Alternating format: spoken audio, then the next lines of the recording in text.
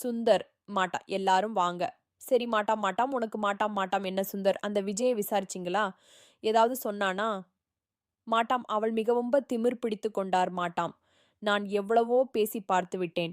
மிகவும் ஒரு விஷயம் சொல்ல மாட்டாகிறாள் மாட்டாம். மாட்டாம் விடிய விடிய தண்ணி ஊத்தியம் ஒன்றுமே நடக்கவில்லை மாட்டாம். தூங்காமே இருக்கிறான். ஆனால் உண்மையையும் சொல்ல மாட்டார் மாட்டாம். மனப்பாடம் பண்ணி வைத்த மாதிரி சொன்ன வரி மாறாமல் அப்படியே சொல்கிறாள் மாட்டாம். சரி இப்போது என்ன பண்ணுவது அவனை? இப்படியேதான் கோர்ட்டில் கொண்டு போய் படிக்கப் போகிறோமா? மாட்டாம் எனக்கு தெரிந்து அடி உதவு மாதிரி அண்ணந்தமிக்கும் உதவுமாட்டாம் என்ற தேரிதான் இவன் கிட்ட தெரியவில்லை. அடி கொடுக்காரம் மற்றால் நாமக்கு தேவையான இறகுதான் உத்துரம். நாம வேண்டிய அளவுக்கு பொறுக்கிக்கலாம் மாட்டாம். நானும் அடிக்குவதற்கு எல்லாம் யோசிக்க மாட்டேன் சுந்தர். இவன் ஒரு ராவுடியாவோ பொறுக்கியாவோ இருந்தால் இந்த நாட்களும் ரத்தம் கக்க கக்க அடிச்சிருப்பேன். இவனோட ப்ரொபைல் கொஞ்சம் ஹையா இருக்கேன்னு யோசிக்கிறேன். சிட்டியில் பாப்புலரான பில்டரா இருக்கான். அப்புறம் பில்டர்ஸ் அசோசியேஷன்ல ஏதோ ஒரு பொறுப்புள்ளவர் இருக்காம்.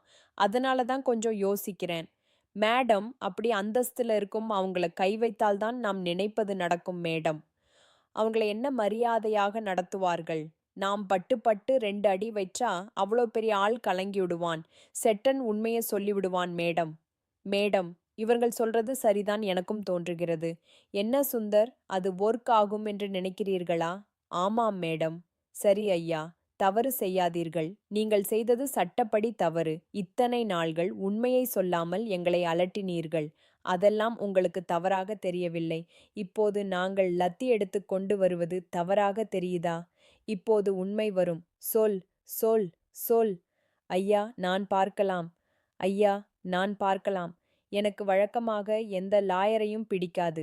அதனால்தான் நான் அவர்களை மதிப்பதில்லை.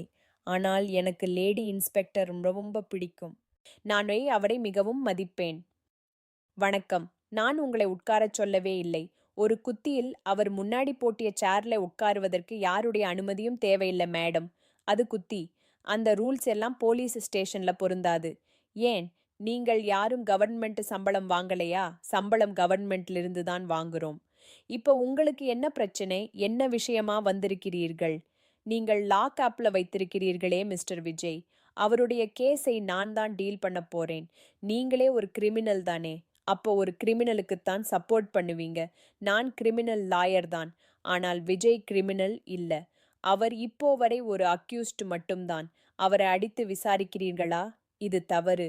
இதை நான் உடனே கம்ப்ளைண்ட் பண்ணுவேன். தாராளமாக பண்ணுங்க. அதை பற்றி பயந்தால் நாங்கள் மக்களை காப்பாற்ற முடியாது. எங்களுக்கும் பொறுப்பு இருக்கு.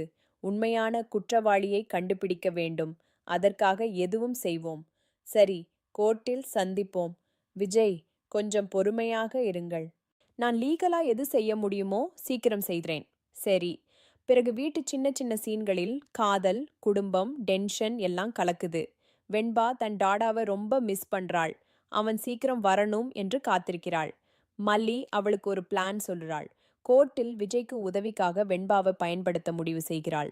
அடுத்த நாள் கோர்ட்டு சீன். போலீஸ் விஜயை கொண்டு வராங்க. அவர் உடம்புல அடிச்ச காயங்கள் தெளிவா தெரிகிறது. ஆனால் போலீஸ் என்ன சொல்றாங்கன்னா, கோர்ட்டில் யாராவது கேட்டா போலீஸ் அடிக்கலன்னு சொல்லணும் என்று மிரட்டுறாங்க.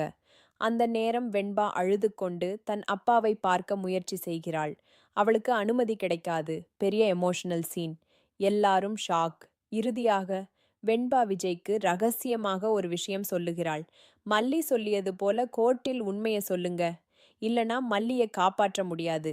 அதுடன் கோர்ட்டில் கேஸ் ஆரம்பம். ஜட்ஜ் முன் விஜய் நிற்கிறார். அடுத்து என்ன நடக்கும் என்ற பெரிய ட்விஸ்டுடன் சீன் க்ளோஸ்.